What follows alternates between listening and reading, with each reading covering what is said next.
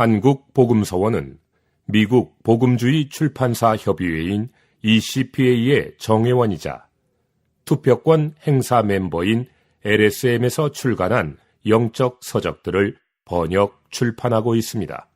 질문 51. 사탄은 어디에서 왔는가? 사탄도 하나님께서 창조하셨는가? 사탄은 대적이라는 뜻입니다. 그는 하나님의 원수일 뿐 아니라 또한 하나님의 왕국 안에서부터 하나님께 반역하는 하나님의 대적입니다. 사탄은 하나님께서 땅을 만드시기 전에 창조하신 천사였습니다. 그러나 하나님은 악한 사탄을 창조하지 않으셨습니다. 하나님께서 원래 창조하신 것은 빛의 천사였습니다. 욥기는 하나님께서 땅의 기초를 놓으실 때에 하나님의 모든 아들들, 즉 천사들이 기뻐 소리쳤다는 것을 말합니다. 이것은 하나님께서 땅을 창조하시기 전에 천사들을 창조하셨다는 것을 증명합니다. 빛의 천사. 에스겔서 28장에서 우리는 사탄이 다만 천사들 중 하나가 아니라 모든 천사들의 수장인 가장 높은 천사장이었다는 것을 봅니다. 에스겔서 28장 12절부터 14절까지는 이렇게 말합니다. 주 여호와의 말씀에 너는 완전한 도장이었고 지혜가 충족하며 온전히 아름다웠도다.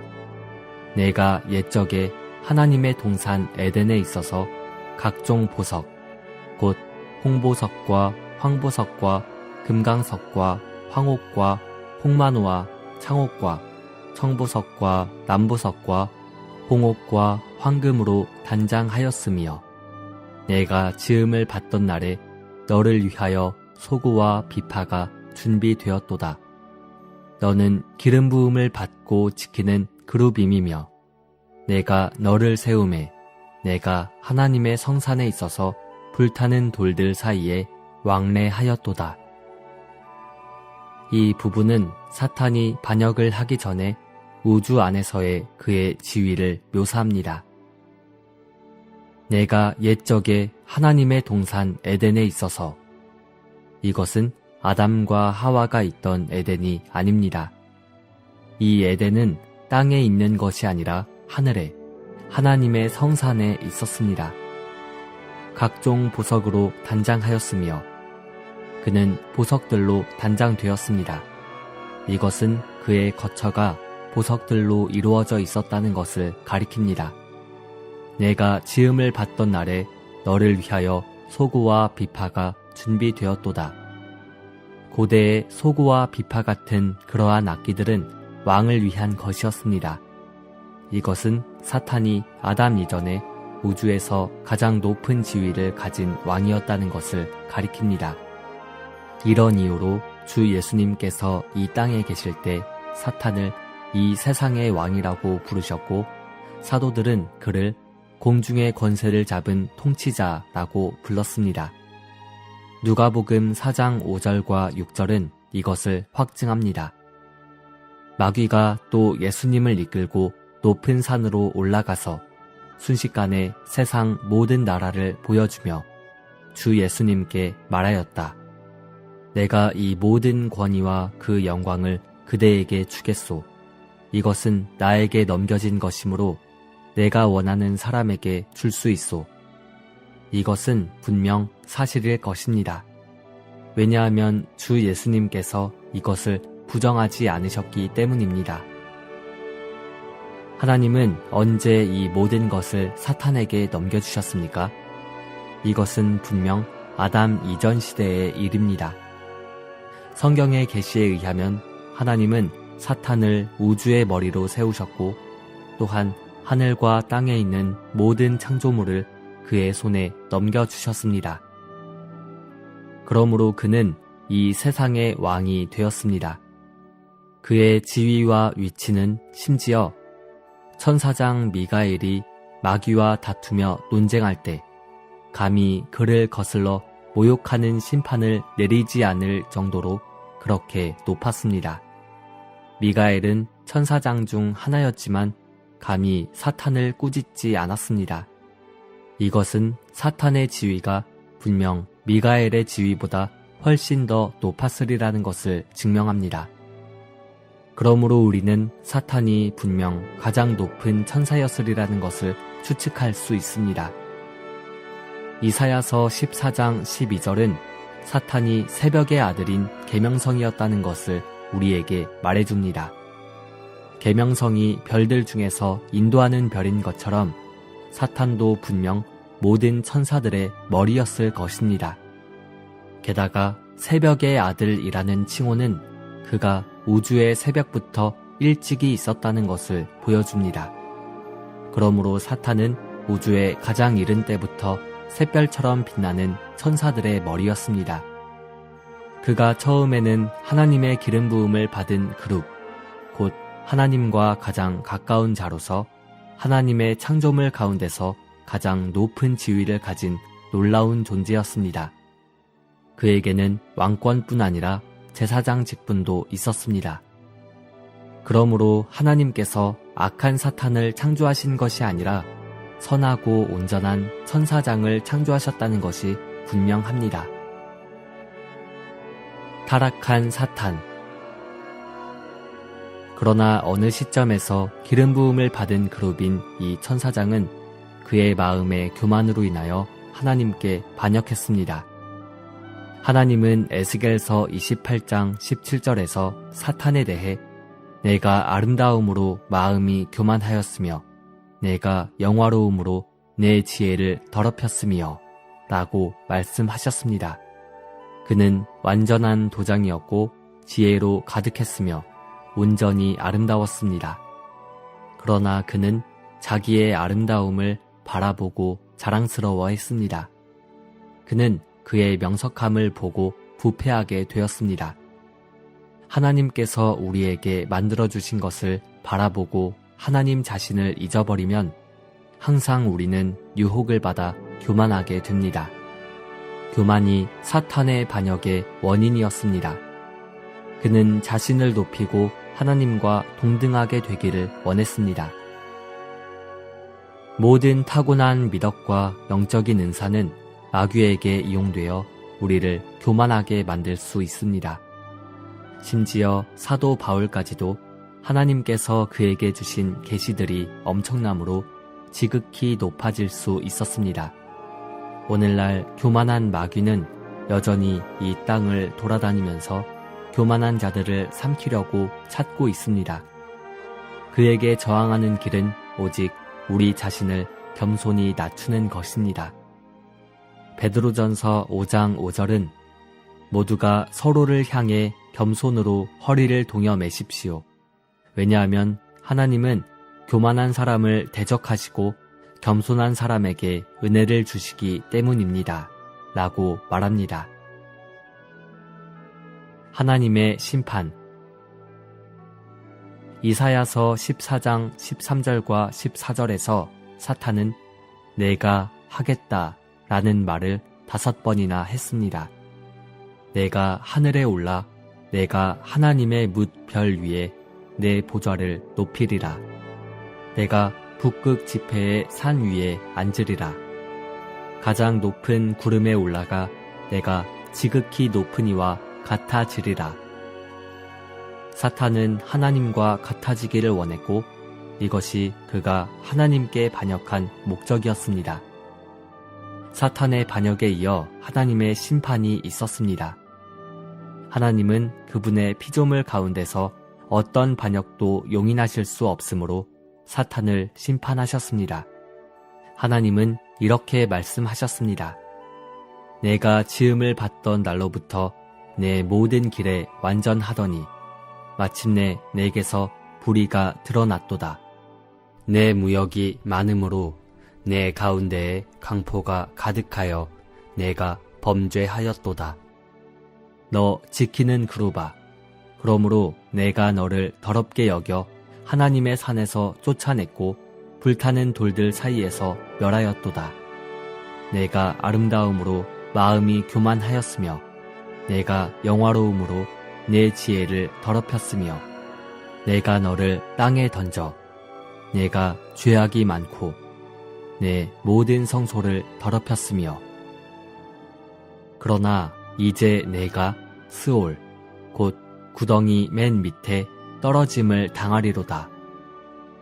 하나님은 사탄을 심판하실 뿐 아니라 또한 사탄이 반역할 때 그를 따른 타락한 천사들도 심판하셨습니다.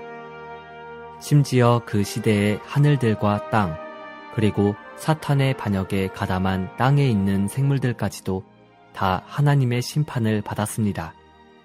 심판 후에 심판받은 천사들은 공중에 있는 악한 영적 세력들과 사악한 영들이 되었고 땅에 있는 생물들은 몸을 빼앗긴 영들, 곧 귀신들이 되어 그들과 함께 심판받은 물속에 거했습니다.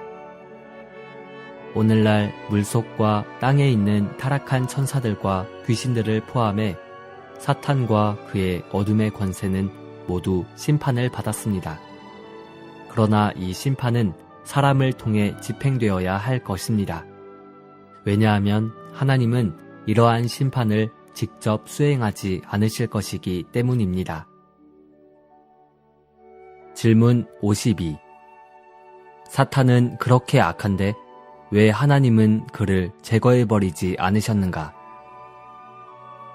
오늘날 사탄은 여전히 땅에 있는 하나님의 백성을 비난합니다.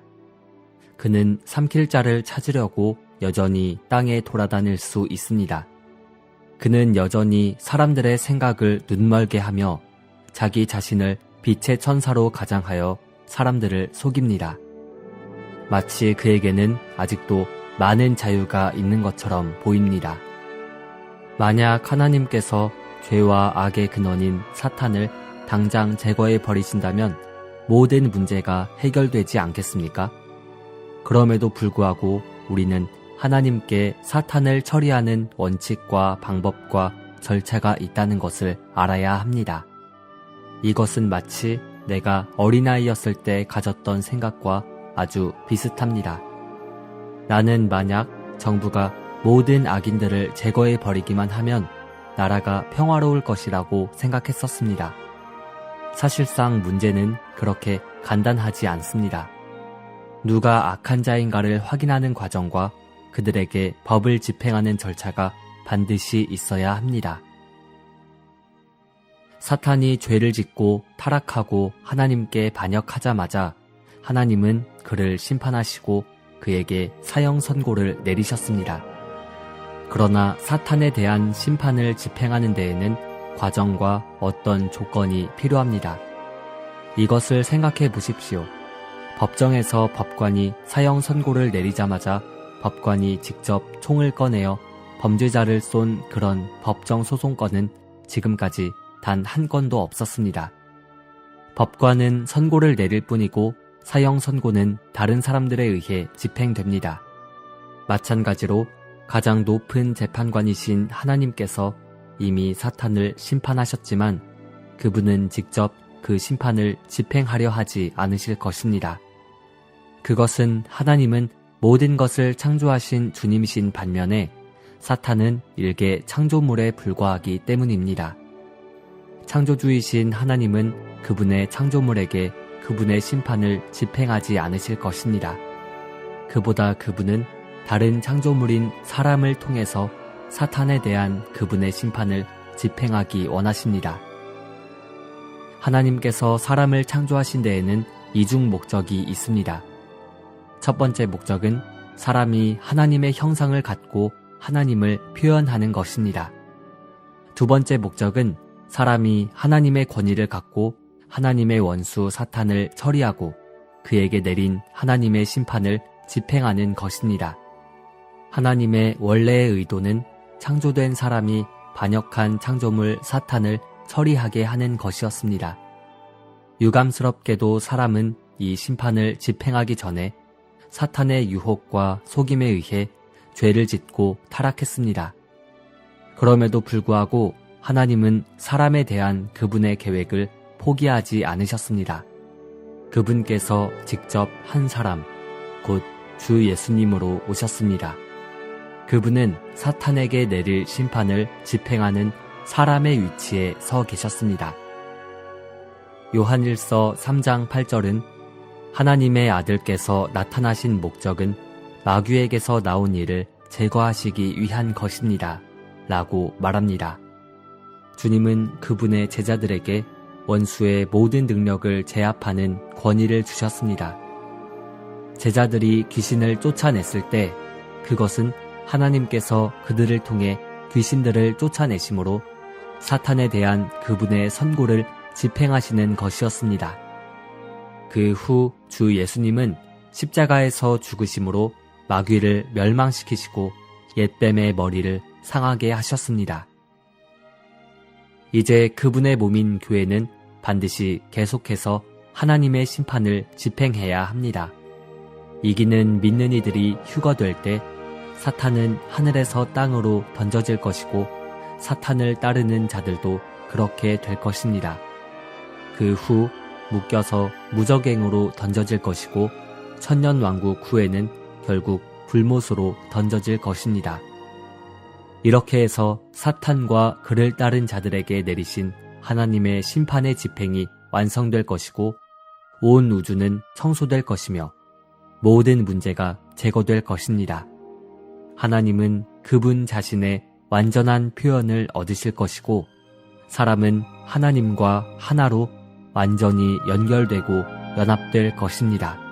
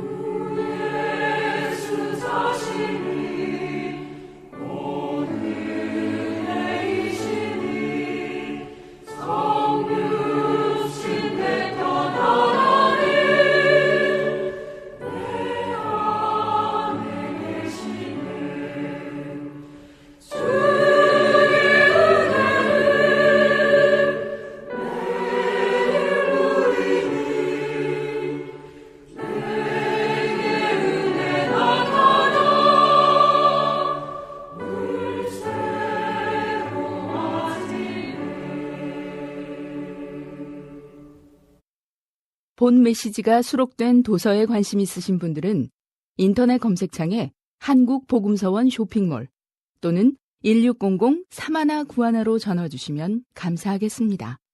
리디북스에서 전자책으로도 구입이 가능합니다.